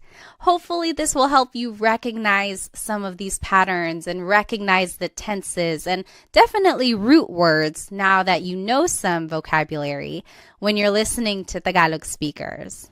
If you would like some more Tagalog resources, please follow me on Instagram, TikTok, and Facebook, where I post shorter videos throughout the week that will help you learn Tagalog on the go. I also have an Instagram subscription if you would like extended videos and also a monthly newsletter where I recap all of my Tagalog lessons that I post on Instagram. I also have a Stan store where I have some products and then sometimes some group classes if they are available. You might want to check that out. And lastly, feel free to check out my Amazon storefront where I have links to some fun products about the Filipino culture, which I think you might enjoy. Well, thank you again for spending some time with me. I hope to see you in the next Tagalog Time episode. Paalam!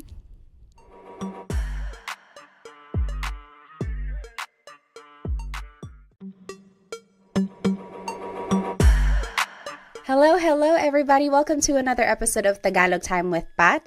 This is episode 5, and we will be learning how to use possessive pronouns with nouns. In Tagalog, have you ever wanted to say something like, my friend is funny, her dog is brown, or that's Sam and Mary's house, or that's mine? Basically, anything that shows possession or a way to express ownership, that is what we are going to be learning today. So here's today's lesson agenda. We will be learning the different types of possessive pronouns. Then we will learn the various sentence structures for how to use them. And then we will learn possessive sentence markers and demonstrative pronouns so that we can make a variation of sentences. And then we will learn a Taglish tip, and then we will be doing practice questions all throughout the lesson. So go ahead and grab your piece of paper and something to write with so that we can practice. All right, so what is a possessive pronoun? Well, it's a part of speech that is used to describe ownership or possession of a noun.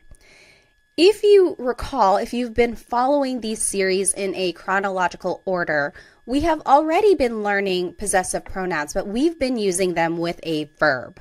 So specifically with an object-focused verb, we've been using a possessive pronoun because the idea is that the person in that sentence is in possession of the object that is in focus. So these 3 examples are a review of the past couple lessons, lessons 3 and 4. They are straight from those slides. So I am going to use the car tomorrow. Gamit means to use. Kotse means car. In Tagalog, it would be gagamitin ko yung kotse bukas. It's a future tense sentence, so it's gagamitin. And then ko is the possessive pronoun here, meaning I. So gagamitin ko yung kotse bukas. Number 2, she swept the floor earlier. Walis means to sweep. Sahig means floor. In Tagalog, this would be winalis niya yung sahig kanina. Winalis is the past tense form of to sweep. Niya is the possessive pronoun here, meaning she. And then number 3, they are closing the door. Isinasara nila yung pinto. Isinasara is the present tense conjugation of isara, which means to close. Nila means they. So here are the possessive pronouns we already know. We've been using them with a verb, but today we will learn how to use them with a noun.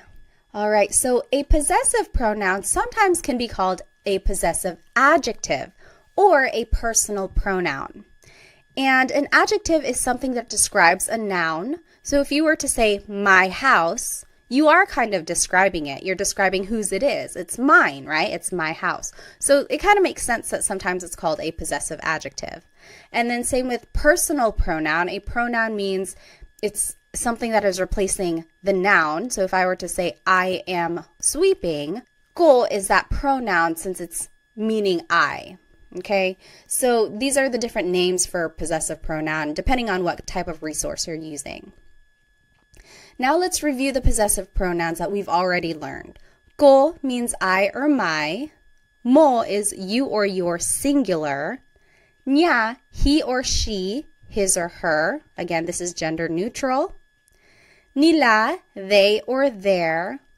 Natin, we or our inclusive. Namin, we or our exclusive. Ninyo is you or your plural. So that's you all as a class. And we will take a look at the difference between this inclusive and exclusive meaning here. So let's take a look at the noun house. In Tagalog, house is bahay. Bahay ko is my house. Bahay ko. Bahay mo is your house. Singular. So that's just you, one person, your house. Bahay mo. Bahay niya, his or her house. So niya is gender neutral. You really have to focus on the context of the sentence to determine who someone is talking about. Bahay niya. Bahay nila, their house. Bahay natin, our house inclusive. So if you and me and the whole class, we all lived in the same house, we could say bahay natin. Everyone is included there. Versus bahay namin means our house exclusive. So me and my husband Chris, we have our own house. That's bahay namin. You're not included, I'm just telling you about it. So bahay namin. And then bahay ninyo, your house, plural. So you all as a class, you all have a house. That's bahay ninyo, your house. So I want to point out the word order here is object plus the pronoun. Bahay ko. This is different from English because we would say my house. The pronoun goes first, my house, and then it's the object. So in Tagalog, it's the opposite. The object goes first, and then it's the pronoun. And this is an important note. These types of possessive pronouns never go at the beginning of the sentence in Tagalog. They go after the object. So you would never start your sentence with ko or mo or niya. It just doesn't work like that. All right, so let's do some examples. I'm going to go ahead and turn off my screen here. Now, in order to use these possessive pronouns in a sentence, we have to have a noun and an adjective. So we will learn some of these nouns and adjectives here. In this top left corner are the possessive pronouns we just learned. Now here are some nouns. So aso is dog, pusa is cat, coche is car, bahay is house, pagkain, food, mga damit, clothes, buhok, hair, ulo, head, mga kamay, hands. So again, that's how you make something plural. You have to add the word mga before it. Mga kamay means hands. Now here are some words for people that you might know. Tatay, father, nanay, mother, kapatid, brother or sister. So that's gender neutral. Kapatid is a brother or a sister. Mga anak, children, kaibigan, friend. And now here are some adjectives. So here are different colors, mga kulay. Pula is red, kahel, orange, dilaw, yellow, verde, green, azul, blue, lila, purple, puti, white, itim, black, abo, gray, rosas, pink, ginto, gold, kayumangi, brown. And some more adjectives, masakit, hurts, sira, broken, nawawala, missing, masaya, happy, bago, new, malayo, far away, masarap, delicious, malamig, cold. And lastly, let's finish off with some more adjectives. Matangkad, tall, maliit, little, malaki, big, mahaba, long, maikli, short, thing, nakakatawa, funny, maganda, beautiful, guapo, handsome. All right, so that's a lot of vocabulary right there, which is great because then we can make a variety of sentences. Now here is the sentence structure for using these possessive pronouns. So first comes the adjective, then it's the word ang, which means is or are, then it's the object, and then it's the pronoun. So let's take a look at some examples. Number 1, your, plural, food is delicious. Let's do this one together. So the adjective comes first. Take a look at the sentence structure. Adjective comes first, so it would be masarap. It's right over here in this pink box. Masarap means delicious. Then it's the word ang. Then it's the object, food, which is here in the noun section, food, pagkain. And then it's the pronoun, ninyo, plural. Your food is delicious. Masarap ang pagkain ninyo. So do you see how we just plugged everything into the sentence structure here? It's a matter of knowing these vocabulary terms and then just putting it into the sentence structure. This is a good phrase to know if you're visiting like a Filipino restaurant, or if you are visiting a family member, like someone who's older than you, and you want to be respectful after they fed you. You could say, "Masarap ang pagkain ninyo." Your food is delicious. All right, so go ahead and take a minute and do the rest of these examples, and then we will go over it in just a bit. All right, so let's start with number 2. My head hurts. It would be, masakit ang ulo ko. Masakit ang ulo ko. My head hurts. Number 3, his brother is funny. Nakakatawa ang kapatid niya. Nakakatawa ang kapatid niya. So kapatid is one of those words that's gender neutral. If you wanted to be specific and say brother, like this sentence is perfectly fine, but you could go further and say, nakakatawa ang kapatid na lalaki niya. Or nakakatawa ang kapatid niya na lalaki. So, but usually you can just say, nakakatawa ang kapatid niya. Number 4, their car is broken. Sira ang kotse nila. Sira ang kotse nila. Number 5, our exclusive house is far away. Malayo ang bahay namin. Malayo ang bahay namin. Number 6, your singular hands are cold. Malamig ang mga kamay mo.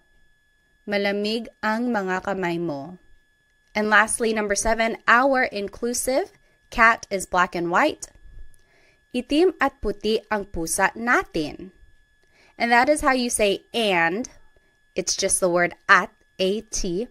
Itim at puti ang pusa natin. All right, so here is a quick Taglish tip. Taglish is Tagalog and English put together. I am a big supporter of using English in Tagalog if you are still learning new vocabulary. So here is one way you can use it. So here is the sentence structure we just learned. If you don't know an adjective or an object in Tagalog, just say that word in English. For example, his cousin is beautiful, or my child is heavy. We didn't learn the word for cousin, we didn't learn the word for heavy. So you can just say them in English. Maganda ang cousin niya. His cousin is beautiful. Maganda ang cousin niya. Or heavy ang anak ko. My child is heavy. Heavy ang anak ko. So that works. That's perfectly fine. But the idea is to go back and look up what those words are later so that eventually you can say the whole thing in Tagalog. Maganda ang pinsan niya. So pinsan is cousin. And this is gender neutral as well. Maganda ang pinsan niya. Or mabigat ang anak ko. Mabigat means heavy. So if you don't know a word in Tagalog, don't be discouraged. I do want you to try and use Tagalog as much as you can, even if that means having to sneak in some English here and there. And then hopefully someone will just correct you and say, oh, cousin in Tagalog is pinsan. So then you can just start saying pinsan in your sentences. All right, so here are the examples we just did, and I want to take a closer look at number 1. Your food is delicious. And you can say it in an alternative way. So your food is delicious. We just learned, masarap ang pagkain ninyo. Adjective comes first, then it's the object, then it's the possessive pronoun. That's the sentence structure we just learned. However, you could switch it up and say, ang pagkain ninyo ay masarap. That also means your food is delicious. Ang pagkain ninyo ay masarap. Now the object is at the beginning. Then it's the possessive pronoun, then it's the adjective. So there is kind of a change in the grammar structure here. And now you are using this word ay, which is a sentence connector, which means is. So ang in this phrase means is, but then when you're switching it up, I is the connector here. Not a lot of people use this second form. It's more formal. It's more casual to just say, masarap ang pagkain ninyo. But this is not wrong. Ang pagkain ninyo ay masarap. That is perfectly correct. It's grammatically correct. It's just not very colloquial. It's not what's used in common conversation every day. Okay, so that's just a note on how you can say or hear things if you happen to hear it this way. All right, and then I just want to point out that all of these phrases could be turned into that alternative phrase. So, masakit ang ulo ko could turn into ang ulo ko ay masakit. That also means my head hurts. It's kind of more poetic. It's like not a lot of people say it that way. Ang ulo ko ay masakit. It's just very literal. So it's more common for someone to say masakit ang ulo ko.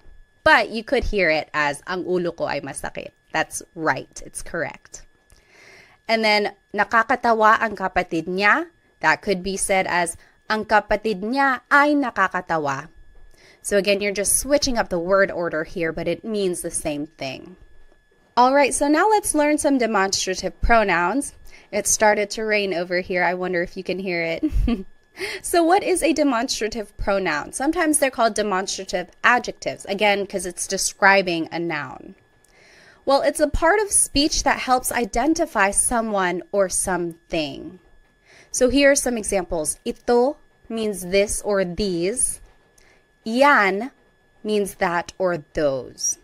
So I'm saying yan, but it's technically iyan, but it's more common to just hear someone say yan. So here's the sentence structure for how demonstrative pronouns can be used. Ito or iyan goes first. It's taking the place of the adjective. Then it's the word ang, then it's the object, then it's the pronoun. So the last part of this sentence structure is the same as what we've just learned. So here's how it's used.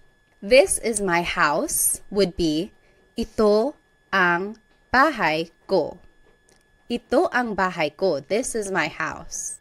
So ito goes first, then it's the word ang, then it's bahay, and then it's the pronoun. Ito ang bahay ko. That is my house would be iyan ang bahay ko. That is my house. Iyan ang bahay ko. So ito means this, iyan means that. And it can be used in a plural way as well. They can mean singular or plural things. So these are my kids is still ito ang mga anak ko. Ito ang mga anak ko. These are my kids. Those are my kids. Iyan ang mga anak ko. So ito means these. Iyan means those. Now there is an alternative way to say these phrases, which is still correct. So this is my house, we just learned. Ito ang bahay ko. You might also hear it as bahay ko ito. Bahay ko ito. So it's using that demonstrative pronoun ito, and then there's the object and there's the pronoun. So the word order is switched up and we took out the word ang. It's just kind of included in that phrase already. Bahay ko ito, this is my house. Same with that is my house. We learned iyan ang bahay ko. But you could also hear bahay ko iyan. Bahay ko iyan. Both forms of these phrases are correct. There's not one wrong way to say it. Ito ang bahay ko might be a little bit formal, but it's said just as much as bahay ko ito. Okay, so these are the two ways you might hear the demonstrative pronoun being used with a noun. So let's do some examples. These are my kids is ito ang mga anak ko. We learned that. And then those are my kids. Yan ang mga anak ko. I want you to think of the alternative.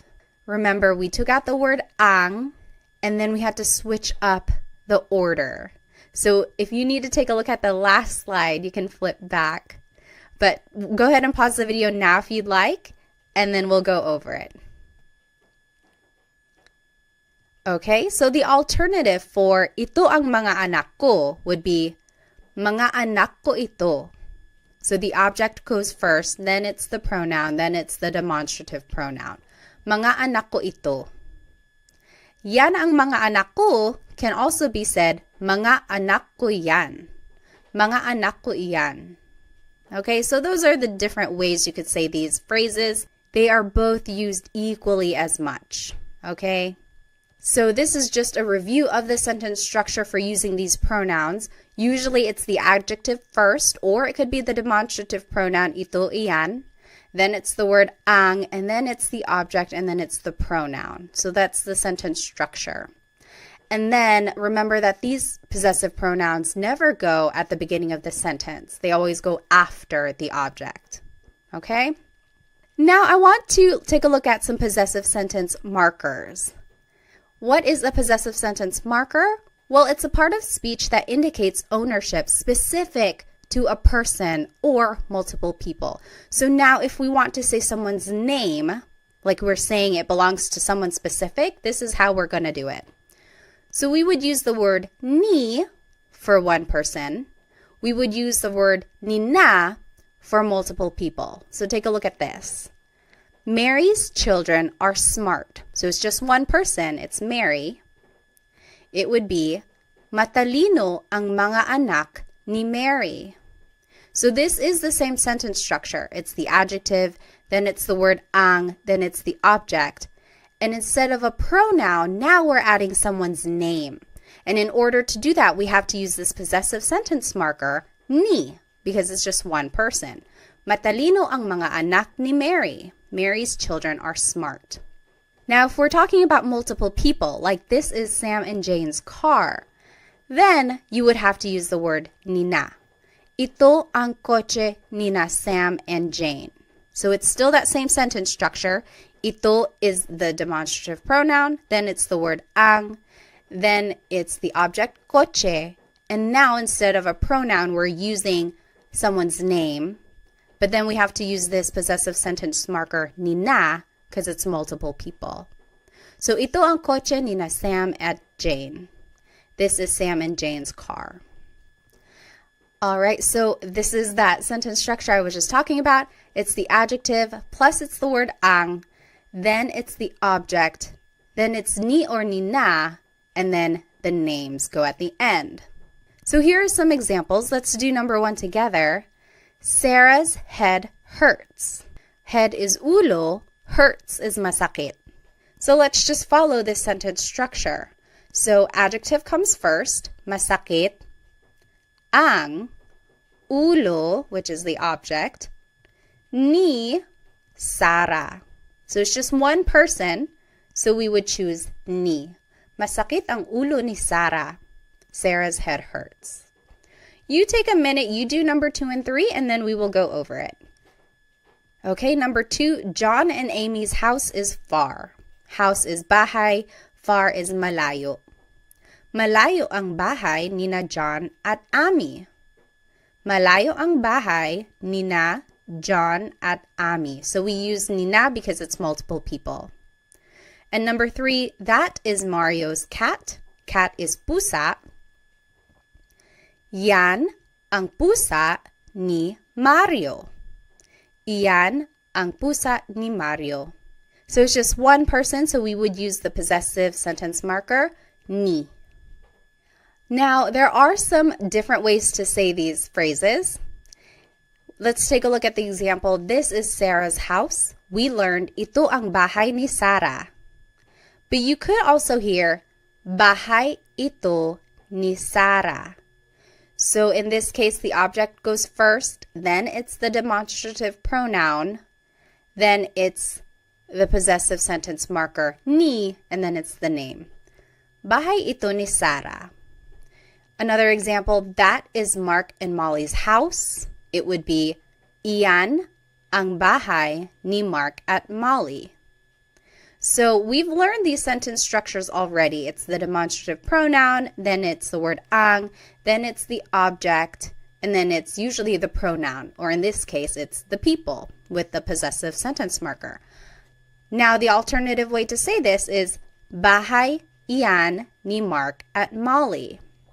So the object goes first, then it's the demonstrative pronoun, then it's the sentence marker, and then it's the people's name.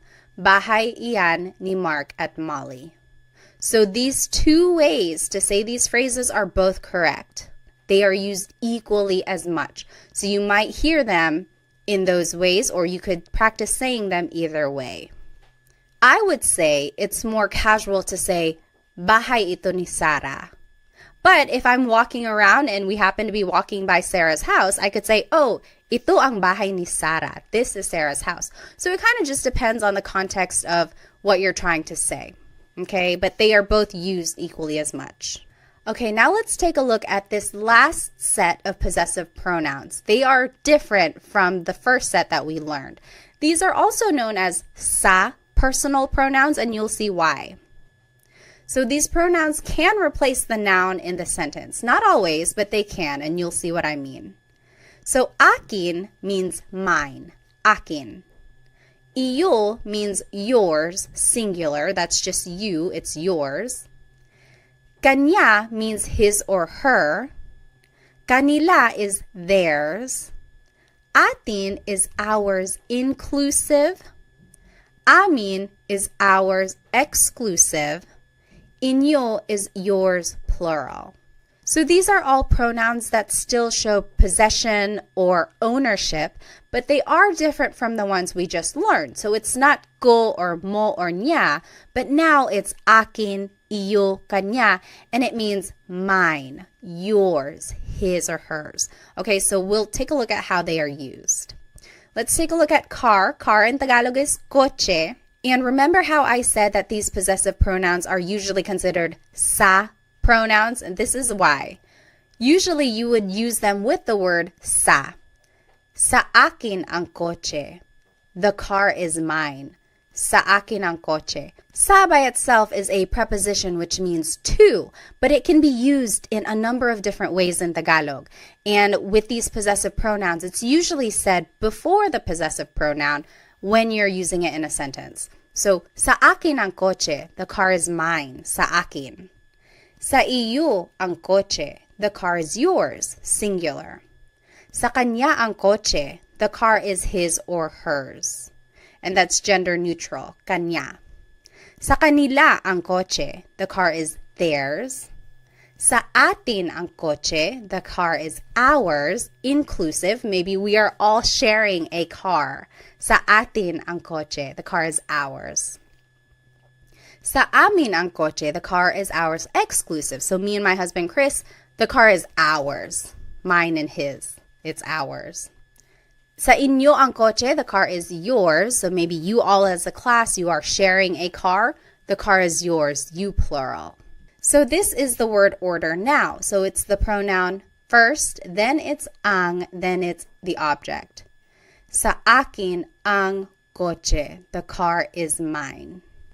And these pronouns go before the object. Remember, I had been saying that the pronouns ko, mo, nya never go at the start of the sentence.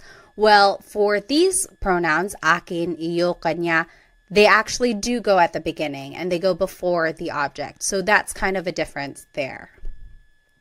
Okay, let's take a look at some examples. I think I have to turn off my screen, so let me go ahead and do that. Now here is the word order that we just talked about. Pronoun first, then it's ang, then it's the object. And here are some examples. And here are the pronouns that we just learned. So go ahead and take a minute to do these 3 examples and then we'll go over them together. All right, so let's start with number 1. The dogs are yours, plural. Sa inyo ang mga aso. So the pronoun is sa inyo, which is yours, plural. Ang, and then it's the object, mga aso. Mga makes it plural. So sa inyo ang mga aso, the dogs are yours. Number 2, the food is ours, inclusive. So yours and mine together, we are sharing it. The food is ours. Food is pagkain. It would be sa atin ang pagkain. Sa atin ang pagkain. Lastly, number 3, the clothes are hers. Clothes is mga damit. It would be sa kanya ang mga damit. Sa kanya ang mga damit. Now I want to take a look at the difference between ang and yung. Both of these words mean the, so it's an article leading up to a noun. So far, we've been practicing with the word ang, and that just means the in a general sense. But in common conversation, and oftentimes I say yung, which is specific to a thing, like that one thing over there or that specific one. So for example, the dogs are yours, plural. Sa inyo ang mga aso. That just means, oh, the dogs are yours. The dogs, any dogs, the dogs are yours. Whereas if I were to say, sa inyo yung mga aso, maybe we had already been talking about specific dogs, like, oh, the two right there. Sa inyo yung mga aso, the dogs are yours. So it's a very subtle difference there, ang and yung. And oftentimes people are just using them interchangeably. But when I use yung, it's like I'm already talking about something specific. We had already been talking about some specific dogs, and I'm like, oh yeah, the dogs are yours. Now the next example, the clothes are hers, we learned, sa kanya ang mga damit. The clothes are hers. We're just talking about it in a general sense. We don't know what clothes specifically. We're just saying, oh, the clothes are hers. But if we had already been talking about maybe a box of clothes that's on the floor and someone was like, whose clothes are these? We could say, sa kanya yung mga damit. Oh, the clothes are hers. These specific ones, the clothes are hers. So that is the slight difference there between ang and yung. You will certainly hear them interchangeably in common conversation. Just for our practice, I indicate which one I want you guys to use. So sometimes it's ang, sometimes it's yung, but just know that there is a slight difference, but they are mostly the same. All right, now let's switch gears a little bit. Na is a sentence marker that is used to connect an adjective. So for example, the house is theirs. We learned, sa kanila yung bahay. The house is theirs. Sa kanila yung bahay. It's a very simple sentence. If you want to add an adjective, the big house is theirs. This is how you would do it. Sa kanila yung bahay na malaki. So see, we added an adjective now.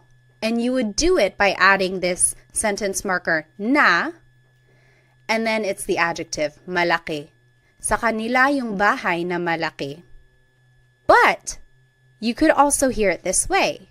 Sa kanila yung malaking bahay. So this is an alternative phrase, but it still means the big house is theirs. Sa kanila yung malaking bahay. Technically, this is malaki na bahay. The na is in there, but it's being incorporated into the adjective malaki. And you only make this contraction if the adjective ends with a vowel. So see, malaki ends with an I, and when you are putting the adjective first, instead of saying malaki na bahay, you could just say malaking bahay. So it's a contraction. Now let's take a look at another example. The little house is theirs. Sa kanila yung bahay na maliit.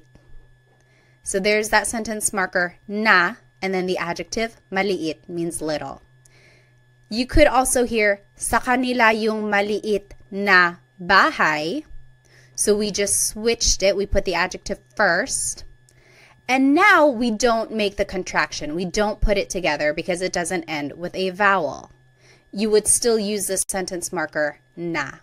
So that's just one important thing. If the adjective does end with a vowel, you can make a contraction, and just know that the sentence marker na is there. Malaking bahay technically is malaki na bahay. But we just made the contraction just to make it easier to pronounce and make the sentence flow a little bit better. But if the adjective ends with a consonant, you don't make the contraction because it doesn't really work like that.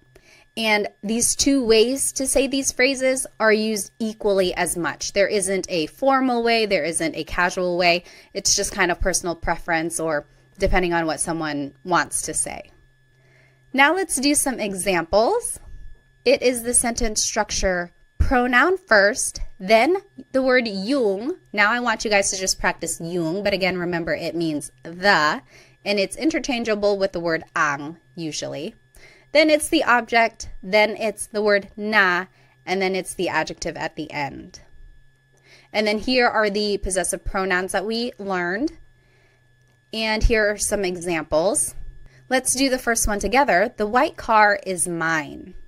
White is puti, car is coche. So let's just follow this sentence structure. Pronoun first, sa akin, yung, then it's the object coche, then it's the sentence marker na, and then it's puti, the adjective. Sa akin yung kotse na puti. The white car is mine. Sa akin yung kotse na puti. What do you think the alternative way to say this would be? So remember, you can put the adjective before the object, and depending on whether or not there's a vowel at the end, you can make the contraction. What do you think the alternative phrase would be for sa akin yung kotse na puti? The alternative phrase you could say is sa akin yung puting kotse. So remember, the adjective can go first, and technically the sentence marker na is here, but we just made a connection. So puting kotse. Sa akin yung puting kotse. So for these next examples, I want you to make the sentence using the sentence structure, but also write it in the alternative way. Remember, these two ways to say it are equally used as much. So there is the vowel again, just pointing it out. You can make the contraction because puti is the adjective and it ends with a vowel. Go ahead and take a minute, do these examples, and then we'll go over it. All right, number 2, the black and orange cat is ours, inclusive. Black is itim, orange is kahel, cat is pusa. It would be, sa atin yung pusa na itim at kahel. Sa atin yung pusa na itim at kahel. Remember to say and if you have more than one adjective, it's just the word at. That means and. Now, the alternative way to say this would be, sa atin yung itim at kahel na pusa. So na is still there because itim and kahel end with a consonant. There's nothing to make a contraction for. So sa atin yung itim at kahel na pusa. All right, number 3, the new clothes are not yours. Singular. New means bago. Clothes is mga damit. So this is a way to kind of negate a thought. So it's not something we've seen so far, so this is how you do it. Hindi sa iyo yung mga damit na bago. So everything here is the same. We've already learned it. Pronoun, then it's yung, then it's object, then it's na, and then bago, the adjective. The only difference is that we've added the word hindi, which means no, but in this sentence, it can mean not.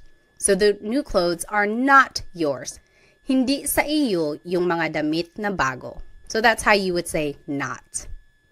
And the alternative way to say it is, hindi sa iyo yung mga bagong damit. Hindi sa iyo yung mga bagong damit. Here you can make the contraction, bago na damit. Could just be bagong damit. All right, now let's practice with some demonstrative pronouns. Ito means this or these. Yan means that or those. If you wanted to say this is mine, it would be sa akin ito. Sa akin ito. Or you might hear sakin to. Sakin to. So a lot of people just put all the words together or shorten it. Sakin to, this is mine. That is yours is sa iyo yan. Sa iyo yan. So the pronoun goes first, and then it's the demonstrative pronoun. You might hear sa'yo yan. Sa'yo yan. And then lastly, that's not mine. Again, negating the thought. It would be hindi sa akin yan. Hindi sa akin yan. Or hindi sa akin yan. Hindi sa akin yan. All right. Now let's do some examples. First, it's the pronoun, and then it's the demonstrative pronoun. And these are the pronouns we learned. So now take a minute and do these examples. If you wanted to say those are his, it would be sa kanya yan. Sa kanya yan. Number 2, these are ours. Exclusive would just be sa amin ito. Sa amin ito. So we are just following that sentence structure, pronoun, then the demonstrative pronoun. Number 3, that's not yours. Plural is hindi sa inyo yan. Hindi sa inyo yan. So you just add the word hindi at the beginning to mean not. Okay, so let's just do a quick recap. We learned so much in today's episode. We learned the different types of possessive pronouns. Certain pronouns can go at the beginning of the sentence and some do not ever go at the beginning, so remember to keep track of that. We also learned the different sentence structures and how to use the possessive sentence markers and demonstrative pronouns throughout these sentences. We also learned how to use English throughout these phrases if we don't know the word in Tagalog. And then we did lots of practice questions throughout the lesson, which I hope will help you understand some of these concepts. Now, let's go back to these phrases that we learned at the beginning. I want you, for your homework, to try and translate them, and I will put the answers in the video description. And then you can go over it. If you have any questions, feel free to write them in the comments. And if you need some more Tagalog resources, please